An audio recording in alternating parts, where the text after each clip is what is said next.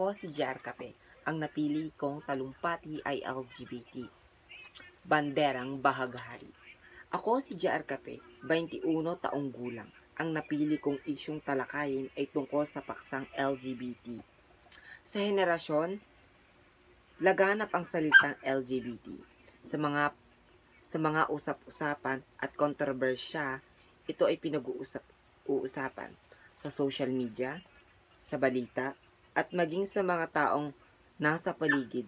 Ang LGBT ay tinatawag na lesbian, bakla, bisexual, at mga transgender.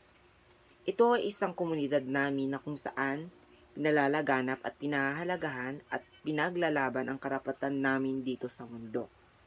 Ayon sa aking pagsasaliksik, noong unang panahon, ang mga taong parte ng LGBT community ay ginagawang katatawanan lamang. Kung ikaw ay bakla, wala kang ibang natatanggap kundi diskriminasyon at pang-aapi mula sa lipunan. Ngunit ngayon, marami na kaming LGBT na winawagayway ang aming sariling bandera.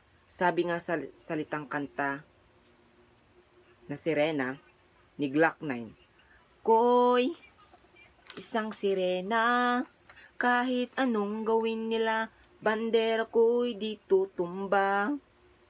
At bilang isa ako sa partidong LGBT, bakla, hindi ako naaapektuhan sa iba sapagkat iwinawagayway ko ang bandera na kung ano ako at walang makakapigil sa akin na bahagi ako ng LGBT.